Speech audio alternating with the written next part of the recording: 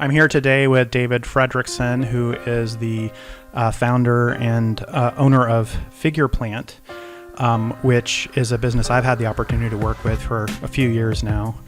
And I'm really excited. Thanks for coming out and sharing some time with us here today. Yeah, it's my pleasure. It's great to be here. So why don't we start with just talking about what Figure Plant is, what the company does, who the clients are, and what you do for those clients. Yeah, great. Well, there are a lot of different ways to describe it, and I've been trying for 20 years to find just the right words. But one way of describing it is we're a boutique design and fabrication company, and we service largely the marketing and promotional industries, kind of nationwide and sometimes even internationally. So we're designing and building displays, experiential marketing installations, music festival venues, staging, all kinds of different design and fabrication challenges and situations. And so, what was so interesting to me about the company when I first met you and I met the company is I didn't know anything like that existed. It was, and what's always exciting and interesting about going into your offices is that I just never know what you might be working on that day. It can be so wide and varied, the kinds of projects that you're doing. Yeah.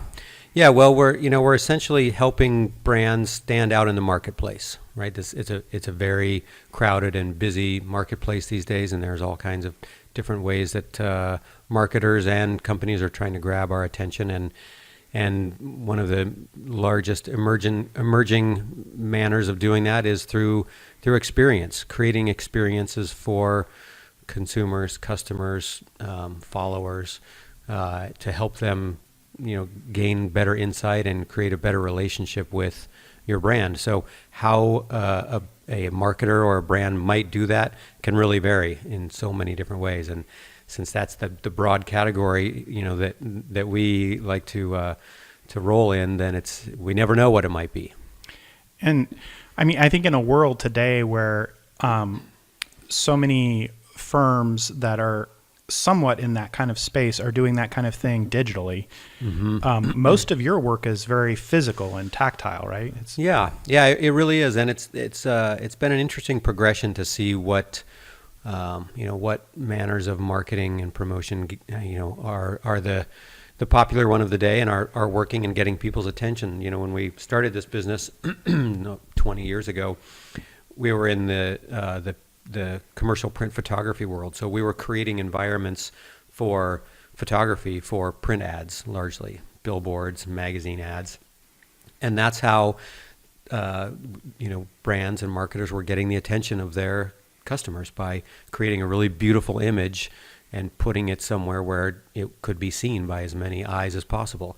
Then with the emergence of the web and that type of media, we started doing more imagery, environments for maybe web banners. Now that that digital world and the two-dimensional world has been around for a long time, it's people don't look at billboards like they used to. People don't look at magazines like they used to.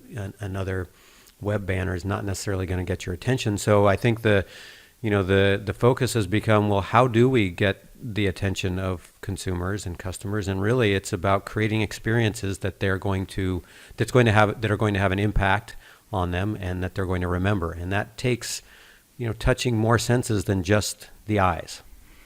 So I imagine a lot of your work product ends up at conventions and trade shows and things of that nature, places where people can have that kind of physical experience. Yeah, it can happen anywhere. It happens largely, you're right, at trade shows, conventions, music festivals, retail environments, and then even just out on the street, in pop-up retail environments or guerrilla marketing installations.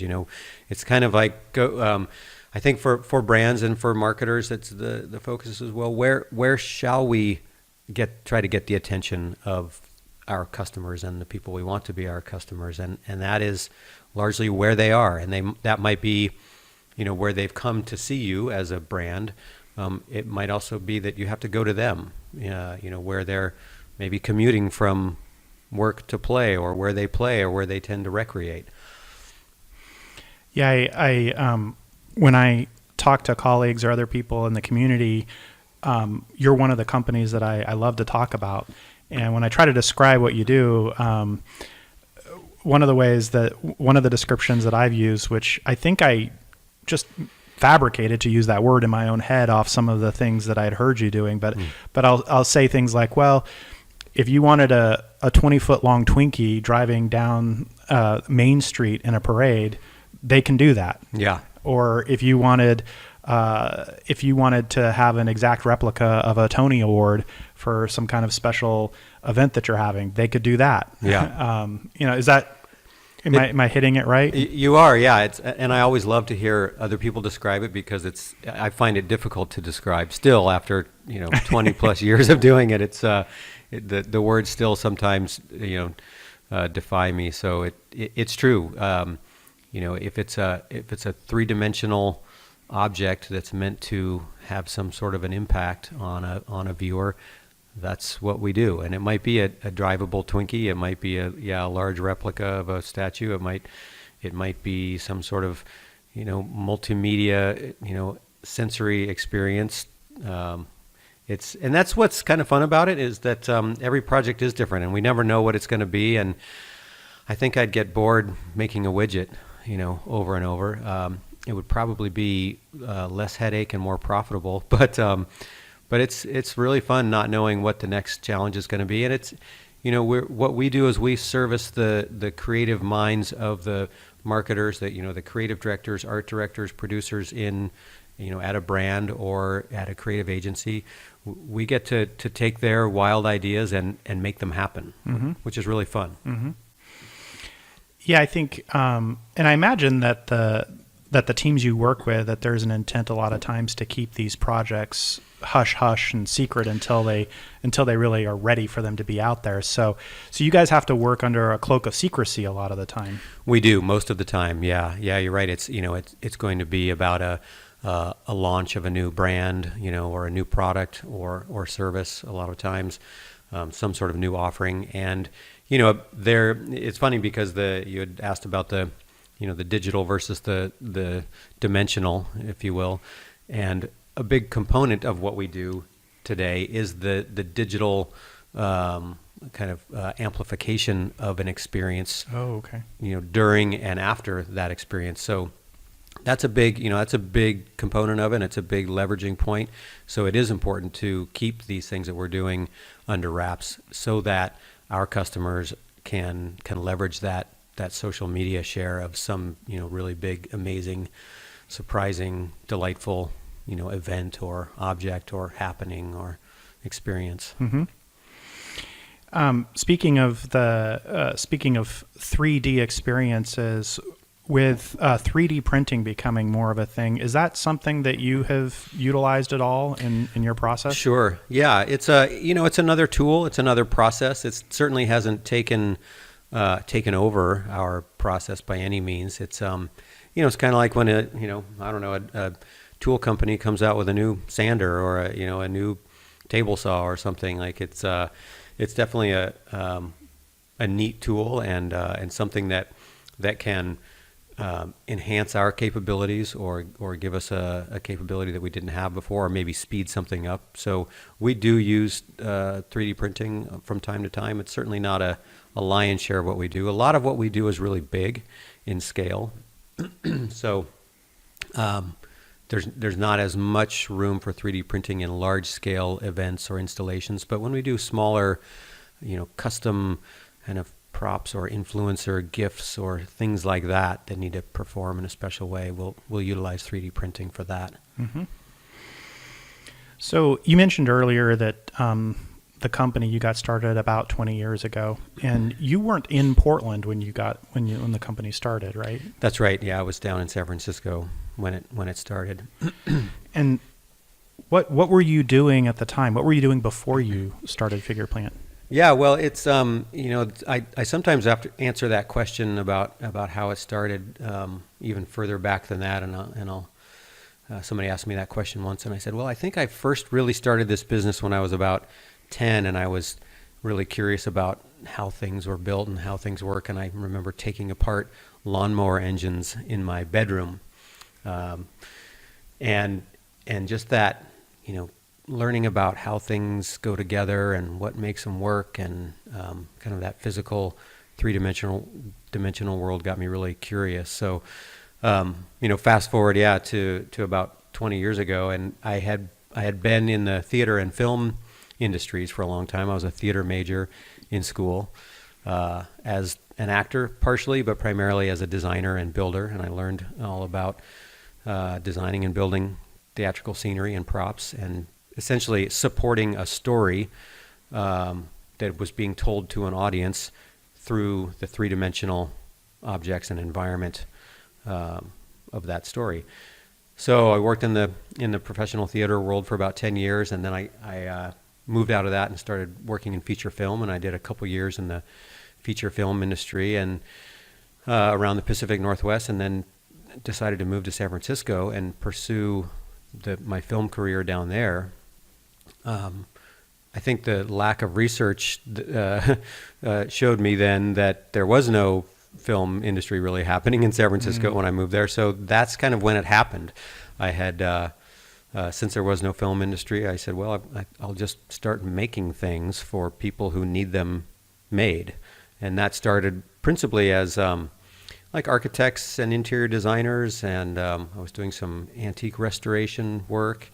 And that's about when I realized, I can still make things that are in support of, a story or somebody who needs these things, but it doesn't have to be theater or film.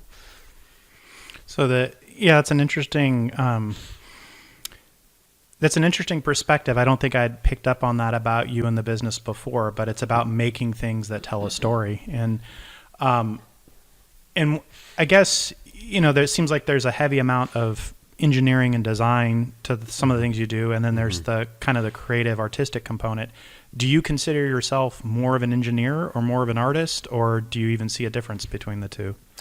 I see a difference and a similarity between them. They're very strongly overlapping in my mind. I would say that I'm not strongly either one or the other. I've always been a bit of a jack of all trades. What's the phrase? Proficient at many and mastery of none, or Yes. How does it go? I prefer being a Renaissance man. Let's call it that. Yes.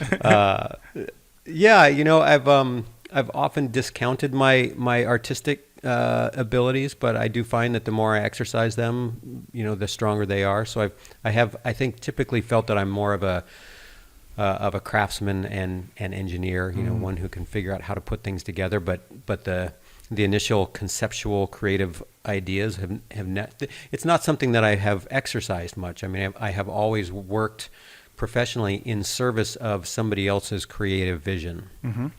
As a carpenter in the scene shop, or a props artisan in the prop shop, or even in the early years of this business, it was somebody had an idea of this story that they needed to tell, and I figured out how to do the three-dimensional portions of it. Now we get a little bit more into the creative part of it, and which is really fun, and I do find that I have some strong creative opinions. They're certainly not always right or good, but it's nice to be able to take some of that experience and say, I can contribute on this level. In terms of the size of the company that you're working with and you're directing with these kinds of projects, how many people are in the company as a whole?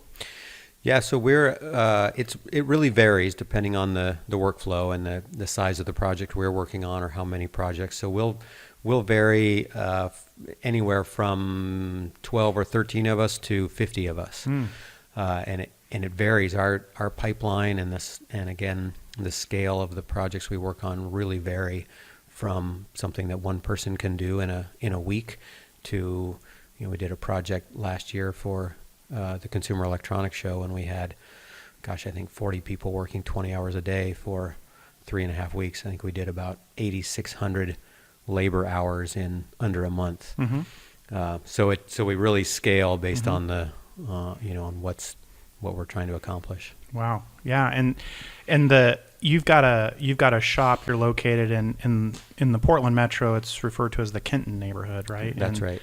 So you've got a shop there where you can build and work on projects in-house, but you guys actually travel out and work on site some of the time too. We do. Yeah. Yeah. The projects we build are shipped all over the country. Again, either to trade shows or music festivals or retail installations, as far as, the far reaches of the country. And again, sometimes overseas. We were in London a couple years ago with a project, and just this past year we were up in Delaware working on the Firefly Festival, a new music festival that we did a big stage facade for. So yeah, we're all over the place, mostly out of town. Mm-hmm. I imagine with the scaling and the differences in your team size, depending on the projects that you're dealing with, that probably presents particular challenges with maintaining a company culture. Is that something that you guys look at, company culture, and how do you look at that for a figure plant? Yeah, it's a great question, and we absolutely do look at company culture. I study it regularly. I was just in involved in a business group with the Vistage organization, and we had a speaker the other day talking about culture, company culture. It's always been very important to me. In fact, I would say it's one of the reasons really that I started this business, or I should say went out on my own. I experienced so many, not so many, but enough places of employment that had poor culture and poor management, Peter principles at play, people being promoted into management positions just because of, duration of employment, and, a hard, strict time clock. And I found that, especially in the creative industries, putting those kinds of reins and bounds on people doesn't really promote the creative process. So that's really what first inspired me to do it was, hey, I think I can make a workplace that is creative, that works in this creative industry, that's better than some of those situations I was in, and I think I can get more out of people and create an environment in which they are happier and more fulfilled than I have experienced. And so, yeah, we look at it constantly, and we're constantly working on improving and maintaining our company culture. I think it's critical. I think there are a lot of choices. I mean, it's a tough labor market right now, and so people have choices of where they want to work. And if it's not enjoyable, then why do it? Well, I think the fact that you actually can scale up to get a project done speaks somehow to some success that you've had in that, because I think in my own industry, I don't prepare tax returns anymore, but having been a partner in an accounting firm, you have that tax season, and one of the constant problems is, well, you can't necessarily sustain a large pool of tax preparers all year round, but you need to somehow attract a group of people who want to come together just during the season, and that's a real challenge in our industry. And so I've lived that, and I know that ability to attract people to come work with you under unusual circumstances and unusual timing is that's a skill in itself. Yeah, it's there are real downsides to that seasonality. For an employee, for a creative person, not having guaranteed full-time work, could be really challenging. So we have to counter that with something that makes it worth doing. So we do find that our culture is what does attract people and what does. I think, cause people to want to come work with us. It's worth it.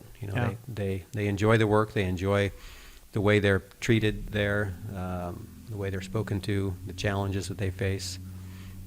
Well, I want to thank you again for your time and for joining us here today. Definitely appreciate it. Thank you. Yeah. Oh, you're welcome. It's really been a pleasure. Yeah. And to our audience, if you hang in with us for the next segment, we'll get into our roundtable discussion. We'll see you then. Thanks. Well, so my article this week that I looked at was actually a very short article. And it didn't provide too much detail, but I thought we could all kind of fill in some of the details with what we know going on in the industry and what it might mean. the article was about the Big Four accounting firm KPMG investing $5 billion in a technology surge. And so they're making a huge investment in, and I was about to say upgrading technology, but that's not really the right way to describe it. It's not like they're just going in and replacing servers and computers and things like that. The article did talk about them getting into cloud technologies and also looking at infrastructure, but just across the board. And KPMG was notable as it sounded like they may be the largest one on record doing for this, but they were rattling off the other Big Four's investments as well, the other Big Four accounting firms. So, for example, Ernst & Young, I think they said, made at least $1 billion, was making a similar type of surge for at least $1 billion. They talked about PricewaterhouseCoopers, PwC, doing something in the range of $3 billion. And so I think the moral to that, or the real information content in it for me was, oh yeah, the big firms are making big investments in tech right now. What does that mean for the accounting industry, for accounting firms? What might that mean downstream for other accounting, the non-Big Four accounting firms, and how they handle technology? Whoops, sorry. I think I'd kick that question back to you. When you're talking about downstream, are you talking, because the difference between, Big Four, KPMG, and for our listeners, if you're not in the accounting realm, there's really four of the largest firms are concentrated, I guess, on top of the Big Four. So KPMG is one of those. And not just the hat that Phil Mickelson wears on golf Sundays. But when you're talking downstream, are we talking about like larger mid-sized firms that are nationwide? Or are you talking about like maybe 4 or 5 partners in like a localized area? I mean, are you talking about both? I'm questioning, what it means for everyone. But yeah, I mean, I think if we're just for context, if we're stratifying, you're right. So you've got the Big Four, and then you still have pretty large international and national firms. And, you could list off some, but I'm sure to miss one, and then they get mad here. But, right. Here in the Portland area and on the West Coast, and they're now nationwide, Moss Adams is a really big firm. Grant Thornton has been a worldwide firm. You've got BDO and... I Bailey, and like I said, what is it? RSM. I mean, the list goes on. So if I missed you, I'm sorry, but basically a never-ending list of acronyms, right? And you got Clifton Larson, and Dewey, Cheatham, and Howe, right? Yeah. So you've got a lot of these like national and sometimes even international firms that maybe aren't as big as the Big Four, but they're big worldwide or national organizations. And then you've got large regional and local firms. I mean, here in the Portland metro area, we have, 6 to 8 kind of pretty large firms that actually, in and of themselves, sometimes they're doing more volume of work than the Big Four might be doing here in the Portland metro itself. And then you also, and I think other locations see that as well. So you've got kind of the large locals and regionals, and then you get down to what you're talking about. You've got like, the firms that are, 4 or 5 partners or just one CPA, and maybe they have a crew and maybe they don't, kind of thing. So you've got all of that and everything in between. Is there anything to be gleaned from the fact that the big firms are all suddenly pouring in a bunch of cash into technological development? Well, I think we can glean something. I think these type of investments in the technology, if used correctly, can really speed up efficiency and open up new lines of business. And what that means for people downstream is, no mom and pop 5-partner firm can afford to implement anything close to what this is. I can speak from personal experience. The firm that I just left, they made a major investment in there. And when I say major, we're only talking like, a couple tens of thousands of dollars, and that was a lot for them in their technology itself. And that was a small incremental upgrade from what we had before. And that was basically just modifying or modernizing the systems that they already had in place. So when you're talking about, what was it, 5 million or billion? 5 billion. Billion with a B. Yeah. A big B. When you're talking that kind of investment, you're talking about, leading in technology and trying to lead in efficiency. Yeah. And changing the way that industry works, like how you communicate your information to them will likely be influenced by what happens here.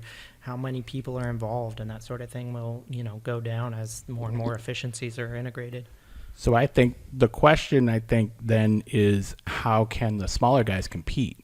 And I'm specifically thinking of the 5-person CPA firm. Midsize is going to get there eventually. Sure. They're just not going to drop $5 billion now. They're going to drop $1 million a year for the next 10 years and get close. Right.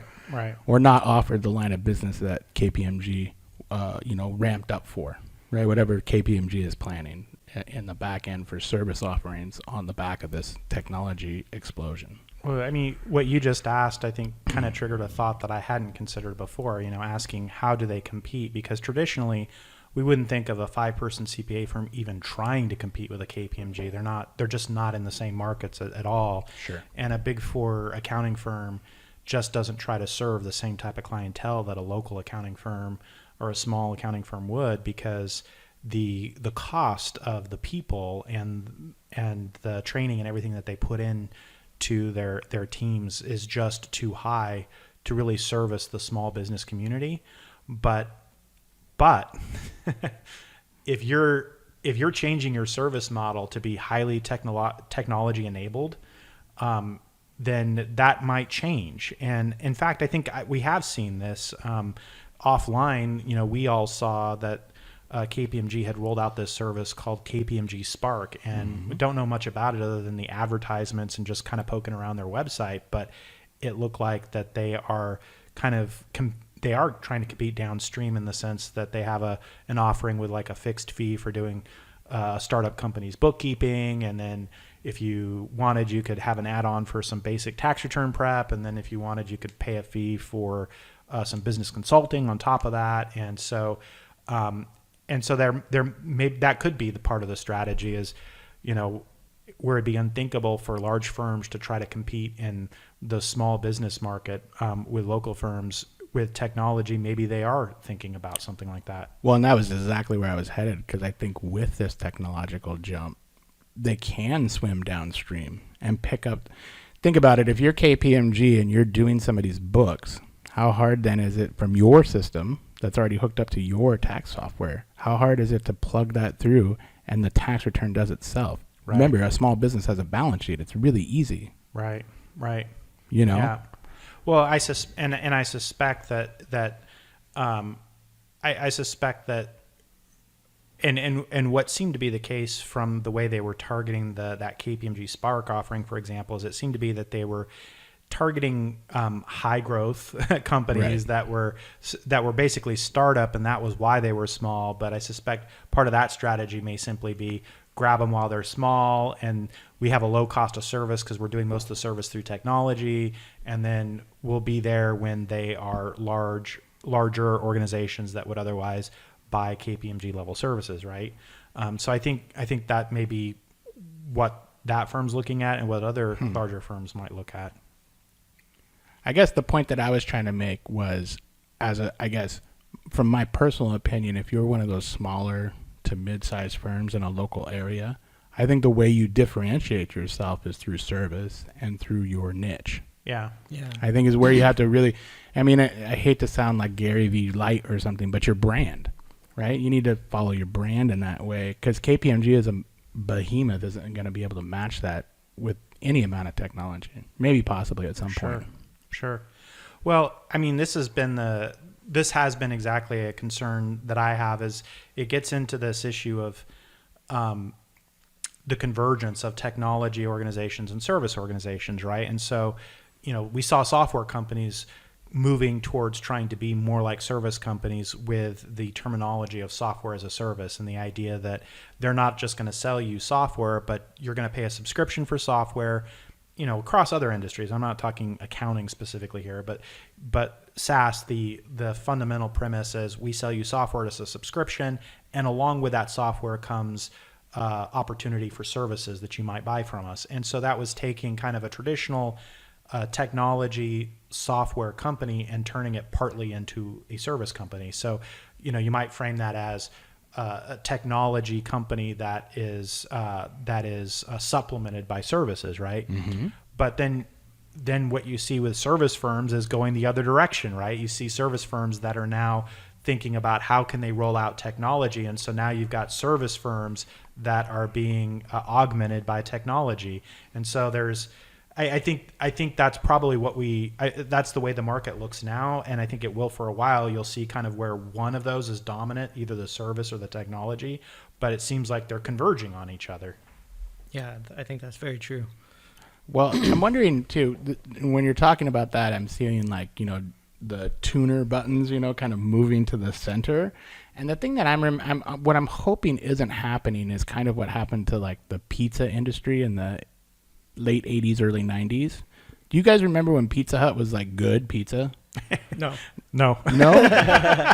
no, I don't Get have 'em. that. I don't know that. I don't have that big of opinion on pizza, so I'll Okay. give you that. Okay. But let's say yes. Yes. Okay. So back in the 80s or 90s, they used to make, I actually was in the pizza industry for a while, but they used to make their own dough in-house at Pizza Hut, and then, like the cast iron skillets. It Sounds was like that would be good. Yeah, it was more of an art. It's not what you find today, right? It's not like the at the airport the personal pan pizza stuffed in a box that's been they use frozen dough now. Pizza Hut was bought by the conglomerate that is KFC.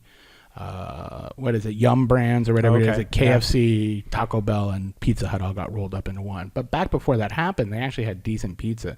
And what happened was, I think it was a VC firm or whoever bought this up and rolled everybody together, and they started making centralized dough, freezing it, sending it out. So everything's the same across the board. Domino's did the same thing. Domino at one time had decent pizza, and it was basically a race to the bottom of who can get the cheapest pizza to somebody's front door at the least amount of price. But what really suffered was the quality of the pizza. You guys laughed when I said, you remember when Pizza Hut was a good pizza? At one time it was. Yeah. But the market competition drove everybody to the, race to the bottom. Who can get the cheapest ingredients, who can get the cheapest delivery time, and who can get the thing there the fastest. And quality suffered. And that's what I'm hoping isn't what's going to happen here, where everybody's taking a race to the bottom to be the most efficient, the most cloud-based, and quality of work suffers. I think that is exactly what's happening. At least that's my observation of what's happening in the local accounting firm markets. But I think what you hit on earlier, then that is perhaps the way you stand out, is by continuing to provide great service and knowing what that means and standing out for that. I've been of the opinion that